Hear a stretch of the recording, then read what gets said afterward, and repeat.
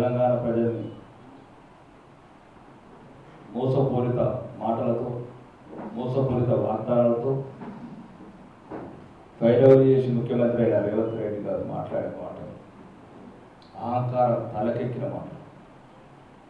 అంటే ఈరోజు ఒక్కసారి గమనించాల్సింది పట్టభద్రులు ఉపాధ్యాయులు ఈ 15 నెలల అసెంబ్లీ సమావేశాలు కావచ్చు, కౌన్సిల్ సమావేశాలు కావచ్చు, ఏ ఒక్క కాంగ్రెస్ సభ్యుడైనా పట్టభద్రుల గురించి, నిరుద్యోగుల గురించి మరియు ఉపాధ్యాయుల గురించి ఎవరైనా మాట్లాడారు?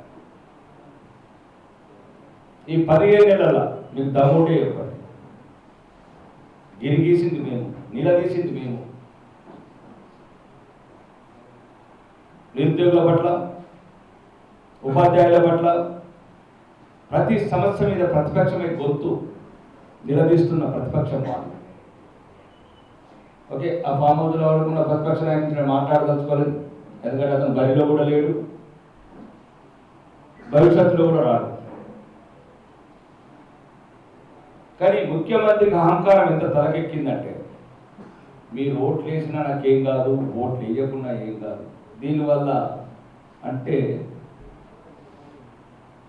అల్ఫోజ్ నరేందర్ రెడ్డి ఇచ్చిన నోట్ల కట్ట వాసన అంత ఆడకెక్కింది రేవంత్ రెడ్డి. మరి ఇక్కడ ఓటమి గెలుపులు నీకు సంబంధం లేనప్పుడు దేని గురించి వచ్చారు రేవంత్ రెడ్డి గారు? ఇంకా ఇప్పటికే 100 కోట్లు తీసుకున్నట్టు నరేందర్ రెడ్డి గారి దగ్గర ఇంకా మళ్ళీ ఒక 100 కోట్లు వసూలు చేయడానికి వచ్చారు ఈ సభ పెట్టి. ఈ గెలుపోవటంలో మీరు ఎటువంటి ప్రభావితం చేయలేదు మిమ్మల్ని అంటున్నారు. సిగ్గుపడాలి ఒక అట్లాంటి హోదాలున్న ముఖ్యమంత్రి మాట్లాడే మాటలు. నిరుద్యోగులకు ఏం చెప్పారు ఎన్నికల కన్నా ముందు? ఫిబ్రవరి 1 నాడు నేను శాసనసభ్యుడిగా అడుగుతున్నాను, డిసెంబర్ నెలలో జరిగిన మొదటి అసెంబ్లీ సమావేశాలలో, అంతకుముందు ఎన్నికల ముందంటే మీకు మోసాలు తప్పించింది కాబట్టి గౌరవనీయ గవర్నర్ గారి ప్రసంగం ఫిబ్రవరి 1 నాడు మెగా డిఎస్ చేసి 50,000 ఉద్యోగాలు భర్తీ చేస్తామన్నారు. ఫిబ్రవరి 1, 2024. తర్వాత 6 నెలల లోపల 2 లక్షల ఉద్యోగాలు భర్తీ చేస్తామని చెప్పారు. ఇది గౌరవనీయ గవర్నర్ గారి నోటి వెంట మీరు ప్రసంగ పాఠం చదివించారు. ఏ ముఖం పెట్టుకుని నిరుద్యోగులకు, గ్రాడ్యుయేట్స్కు ఓట్లాడడానికి వచ్చారు రేవంత్ రెడ్డి. మరియు ఉపాధ్యాయులు సోదరులు చెప్పినట్టు వాళ్ళ సమస్యలు కావచ్చు, ప్రతిదాని పరిష్కృతమైన చింత వరకు మీ సమస్యలు మీ వసూళ్ళకి పరిమితమైన ముఖ్యమంత్రి. రెండోది, ఈరోజు ఒక చిన్న ఉదాహరణ చెప్తాను. ఎటువంటి పరిపాలన దక్షత లేదని ఈ ప్రభుత్వానికి, ముఖ్యమంత్రికి మాత్రం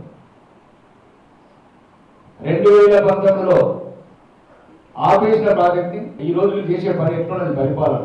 ఏ జిల్లా అయితే వరప్రదాయని అనుకున్న ఒక ప్రాజెక్టు, అక్కడ ఇంకా 8 మంది ఆఫీసర్లు ఆ ప్రమాదంలో చిక్కుకొని ఉంటే వాళ్ళ కుటుంబాలు లేకపోతే సమాజంలో ఉన్న వాళ్ళు ఎంతో తల్లడిల్లుతుంటే ముఖ్యమంత్రి ఒకవైపు, మంత్రులు ఒకవైపు, దాని జిల్లా మంత్రి ఏమో విదేశాలను చిందులేయటము. ఇది ఈ రాష్ట్ర మంత్రులు ముఖ్యమంత్రుల పరిస్థితి.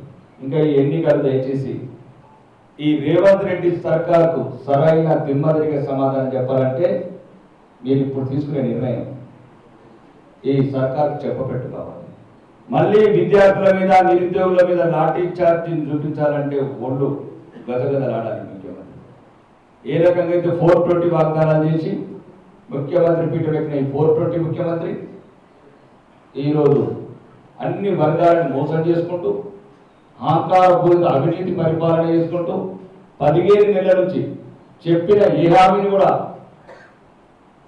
అమలు చేయకుండా అవినీతి ఒక్కటే ప్రధాన ఎజెండా పెట్టుకుని ఢిల్లీకి సంచులు మోస్తున్న ఈ ముఖ్యమంత్రి సోదరుడు బండి సంజయ్ చెప్పినట్టు 6 నెలలు కాదు 3 నెలల ముట్టడిని ఈ ప్రభుత్వం.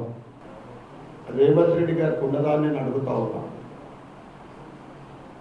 అసలు ఏం మొహం పెట్టుకొని నువ్వు ఇక్కడికి ప్రచారానికి వచ్చినావు? ముందు సమాధానం చెప్పాలి.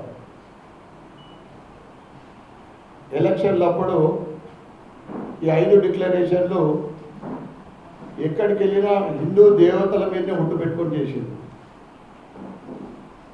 ముఖ్యంగా ఈ పట్టభద్రులు ఉపాధ్యాయులకు సంబంధించింది యూత్ డిక్లరేషన్.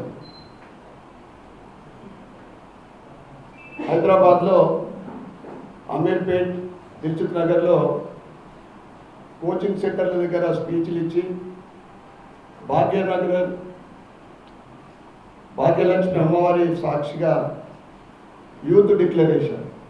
బీఆర్ఎస్ ప్రభుత్వము ఇంటింటికి ఉద్యోగం ఇస్తాను ఇయ్యలే, నిరుద్యోగ భృతి 3000 ఇస్తాను ఇయ్యలేదు.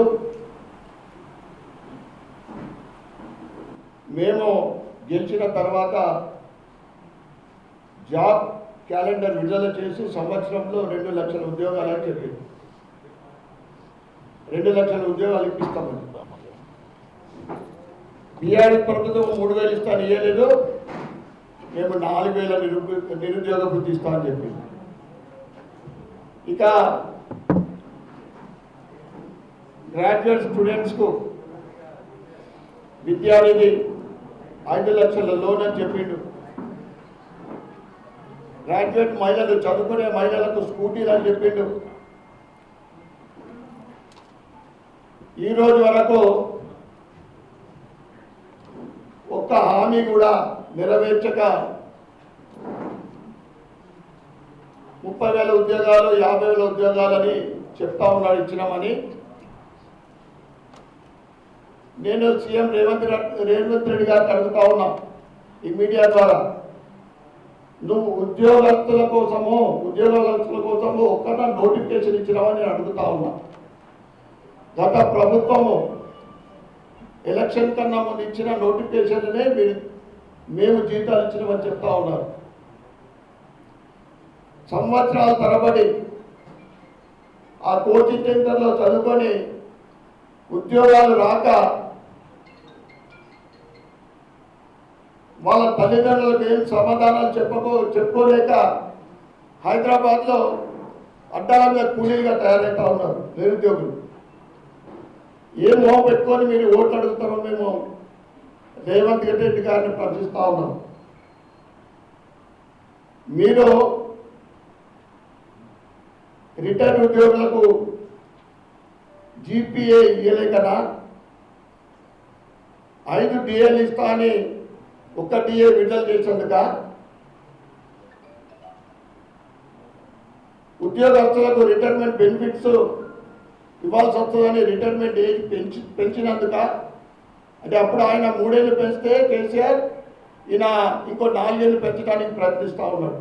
ముందు మీకు అన్నిటికీ సమాధానం చెప్పి కాంగ్రెస్ వాళ్ళు వాళ్ళ అభ్యర్థి కోసము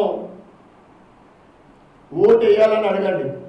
ప్రపంచంలో ఏ మూల ఏ క్షణం ఏం జరుగుతుందో వేగంగా తెలుసుకోవడానికి తొలి వెలుగు వాట్సాప్ ఛానల్ని ఫాలో చేయండి.